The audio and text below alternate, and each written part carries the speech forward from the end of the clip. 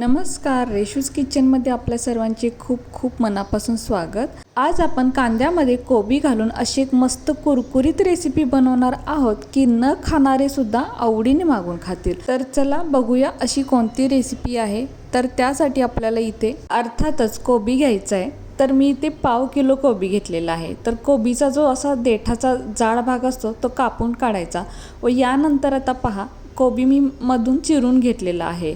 आणि आता कोबी पहा आपल्याला एकदम बारीक बारीक चिरायचा आहे आणि थोडासा असा लांब लांब चिरायचा, म्हणजे खूप छान लागतो. तर शक्य तितका बारीक चिरायचा आणि थोडासा लांबच ठेवायचा. आणि शक्यतो हातानेच कोबी चिरून घ्यायचा. कोबी चिरायला अजिबात वेळ लागत नाही. असं तर कोबी कोणाला खायला आवडत नाही, पण ही रेसिपी बनवलात ना सगळे आवडीने मागून खातील आणि पुन्हा करायला सांगतील. इतकीही छान रेसिपी आहे. तर आता इथे सगळा कोबी आपण चिरून घेऊया. तर हे पहा कोबी चिरून सुद्धा झालेला आहे आणि अगदी सुटसुटीत असा हा कोबी करून घ्यायचा. जर मध्ये एखादं जाड वगैरे असं थोडं राहिलं असेल तर तितकाच आपण बारीक करून घेतलं तरीही चालेल. तर हे पहा अगदी पातळ असा कोबी चिरलेला आहे. तर आता आपण हा एका प्लेटमध्ये काढून घेऊयात. यानंतर मी इथे 2 सोललेले कांदे घेतलेले आहेत. तर कांदे सर्वात आधी अर्धे अर्धे चिरून घेऊयात, म्हणजे कांदे सोलायला सुद्धा सोपे जातात. व यानंतर देठाचा आणि मुळाचा भाग काढून टाकायचा, म्हणजे चिरतानाच कांदा सुट्टा सुट्टा होतो. तर कांदासुद्धा आपल्याला इथे लांब लांबच असा चिरून घ्यायचा आहे आणि पातळच चिरून घ्यायचा आहे. तर कांद्याचा वापर इथे कमीच करायचा. हे मीडियम साईजचे आहेत म्हणून 2 घेतलेले आहेत. एकच मोठा कांदा वापरला तरीही चालेल. तर कांदे चिरायला अजिबात वेळ लागत नाही. तर अशा पद्धतीने आपण इथे कांदे चिरून घेऊयात. तर कांदे आपले इथे चिरून सुद्धा झालेले आहेत. तर हाताने थोडासा हा कांदा कुस्करून घ्यायचा, म्हणजे अगदी मोकळा सुटसुटीत होतो. तर कांदा आपल्याला इथे सुट्टाच करून घ्यायचा आहे आणि बघू शकताय कांदा किती अगदी मस्त पातळ आणि लांब कापला गेलेला आहे. आता यानंतर इथे एक भांडं घ्यायचं. तर मोठा स्टीलचा बाऊल घेतलेला आहे व यामध्ये आता चिरून ठेवलेला कांदा घालायचा. आता यानंतर चिरून ठेवलेला कोबीसुद्धा यामध्ये घालायचा. तर इथे भांडं थोडंसं मोठंच घ्यायचं, म्हणजे मिक्स करायला सोपं जातं. आता यानंतर यामध्ये 1 छोटा चमचा जिरे घालायचे. तसेच हातावरती 1 छोटा चमचा ओवा घ्यायचा व हातावरती असा चोळून यामध्ये टाकायचा. यानंतर 7 ते 8 कढीपत्त्याची पानं चिरून यामध्ये टाकायची. आता यानंतर छोटा पाव चमचा हळद, 1 चमचा लाल तिखट, तसेच छोटा अर्धा चमचा गरम मसाला घालायचा. यानंतर चवीपुरते अर्धा चमचा म्हणजे छोटा 1 चमचा मीठ घालायचं. आता घातलेलं सर्व साहित्य एकत्र चांगलं मिक्स करून घ्यायचं. तर शक्यतो हे हातानंच मिक्स करायचं, म्हणजे घातलेले सर्व मसाले यामध्ये अगदी छान मिक्स होतात. तसेच कोबी व कांदासुद्धा अगदी सुटसुटीत होण्यास मदत होते.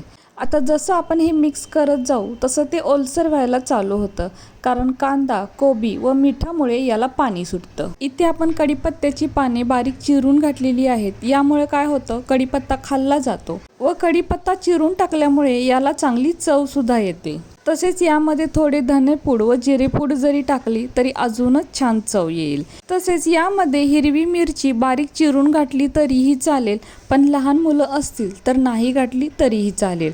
म्हणूनच मी इथे फक्त लाल तिखटाचाच वापर केलेला आहे. आपल्याला हवं तर आपण दोन्ही सुद्धा थोडं थोडं वापरू शकतो. तर तिखटाचं प्रमाण आपल्या अंदाजानुसार आपण कमी जास्त करू शकतो. आता हे छान मिक्स झालेलं आहे. आता यावरती झाकण ठेवून एक 3 ते 4 मिनटासाठी असंच बाजूला ठेवून द्यायचं. तर आता एक 3 ते 4 मिनटानंतर आपण झाकण काढून पाहूया. तर पाहू शकता याला थोडंसं पाणी सुटलेलं आहे. तर हे पहा अजून हे छान ओलसर झालेलं आहे. तर यामध्ये आपण अजिबात पाणी घातलं नव्हतं. आता इथे पाऊण वाटी चण्याचं पीठ म्हणजेच बेसन घ्यायचं व हे बेसन आपल्याला यामध्ये थोडं थोडं ओतून मिक्स करायचं, म्हणजे पिठाचा सुद्धा नीट अंदाज येतो. कारण आपल्याला इथे जास्त पीठ नाही वापरायचं, नाहीतर ते खाताना पीठच लागतं. त्यामुळे अगदी कमी पिठाचाच वापर करायचा आहे. यामध्ये हवं तर थोडंसं म्हणजे 2 चमचे तांदळाचं पीठ किंवा कॉर्नफ्लॉवर किंवा मैदा वापरला तरीही चालेल. पण आज आपण असं काहीही न वापरता फक्त बेसन पीठ मिक्स करून छान अशी रेसिपी बनवणार आहोत, म्हणजे अशी सुद्धा खूप छान कुरकुरीत अशी रेसिपी तयार होते. तर आपण इथे अजिबात पाण्याचा वापर केलेला नाही. तर बघू शकता याला किती ओलसरपणा आलेला आहे. आता मी उरलेलं पीठ सुद्धा यामध्ये मिक्स करून घेते, म्हणजे हे मिश्रण आपल्याला खूप घट्टही बनवायचं नाही आणि अगदी पातळ सुद्धा ठेवायचं नाही. तर त्या अंदाजानेच आपल्याला इथे पीठ म्हणजेच बेसन मिक्स करून घ्यायचं आहे. बेसनमुळे याला बाइंडिंग छान येतं. तर आता उरलेलं सर्व पीठ मी यामध्ये मिक्स करून घेते व शक्यतो हे हातानेच करायचं, म्हणजे मिक्स करायला अगदी सोपं जातं आणि चांगलं मिक्स होतं.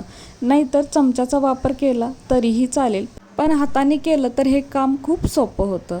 तर आता इथे बघू शकताय यातला छान असं बाइंडिंग आलेलं आहे. तर हे पहा, असा याचा गोळा तयार होतो, म्हणजे हे अगदी मिश्रण व्यवस्थित झालेलं आहे. आता सगळ्यात शेवटी यामध्ये बारीक चिरलेली कोथिंबीर टाकायची आणि ही सुद्धा यामध्ये चांगली मिक्स करून घ्यायची. कोथिंबिरीमुळे रेसिपीची चव अजून वाढते, त्यामुळे आवर्जून यामध्ये कोथिंबीर घालायची.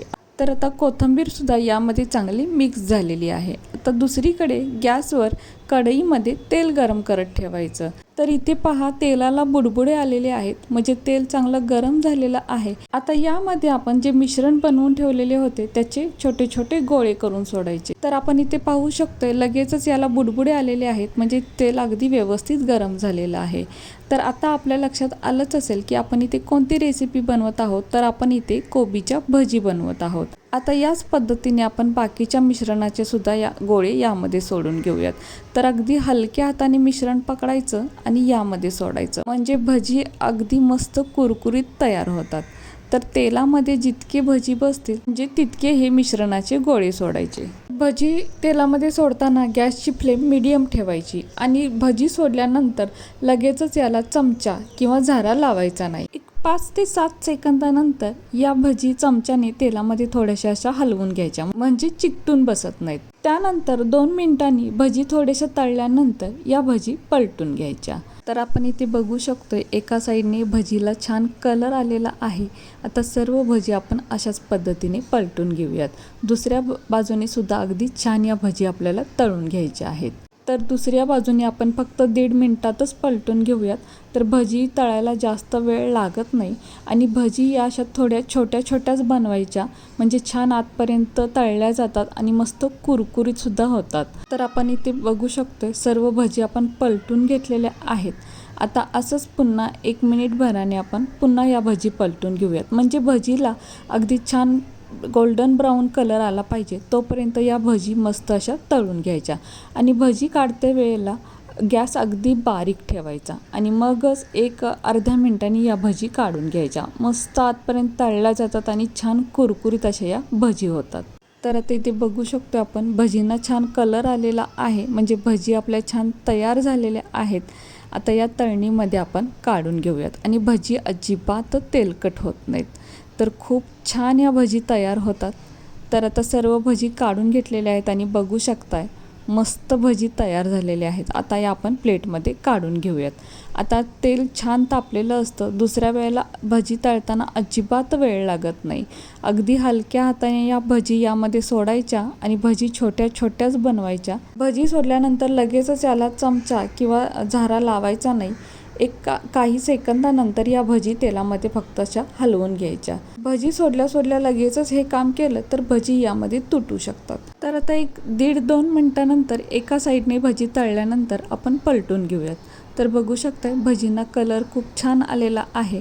आता दुसऱ्या साईडने सुद्धा भजी अशाच तळून घ्यायच्या. तर दुसऱ्या साईडने सुद्धा 1 मिनिटभर तळल्यानंतर पुन्हा या पलटून घ्यायच्या व गॅस बारीक करून अर्ध्या मिनिटासाठी या अशा छान गोल्डन ब्राऊन कलरवर तळून घ्यायच्या, म्हणजे अगदी मस्त कुरकुरीत या भजी तयार होतात. तर बघू शकताय भजी इथे तयारसुद्धा झालेल्या आहेत. तर भजी तळायलासुद्धा जास्त वेळ लागत नाही आणि मस्त असे या भजी तयार होतात. तर आता सर्व भजी आपण कढईतून काढून घेतलेले आहेत. तर आता एका प्लेटमध्ये ठेवून देऊयात. तर बघू शकता इथे मस्त अशा या भजी तयार झालेल्या आहेत आणि अजिबात तेलकट नाही आहेत आणि कलरसुद्धा पहा अगदी मस्त गोल्डन ब्राऊनवर या भजी आपण काढून घेतलेल्या आहेत. तर हे पहा अगदी मस्त कुरकुरीत झालेल्या आहेत आणि अजिबात तेल हाताला लागत नाही. तर खूप छान या भजी तयार होतात. या पद्धतीने एकदा नक्की करून पहा. अगदी कमी साहित्यात बनतात, कमी वेळेत बनतात आणि घरातीलच साहित्यात बनतात आणि खूपच छान लागतात आणि एकदम कुरकुरीत लागतात. ज्यांना कोबी आवडत नाहीत त्यांना जर तुम्ही ही भजी खायला दिलीत ना तर ते हट्टाने मागून खातील आणि संपल्यावर पुन्हा बनवायला सांगतील. इतकी ही मस्त रेसिपी आहे. तर कशी वाटली तुम्हाला ही आजची रेसिपी जर तुम्हाला आवडली असेल तर आपल्या माणसांसोबत नक्कीच शेअर करा. आणि हो, व्हिडिओ जर तुम्हाला आवडला असेल तर प्लीज आपल्या या व्हिडिओला एक लाईक नक्कीच करा. नवीन असाल तर चॅनलला सबस्क्राईब करा, सोबत बेल आयकॉन प्रेस करा, म्हणजेच मी बनवलेले असेच नवनवीन रेसिपी सर्वात आधी तुम्हाला मिळतील. आता पुन्हा भेटू अशाच एका नवीन रेसिपीसोबत.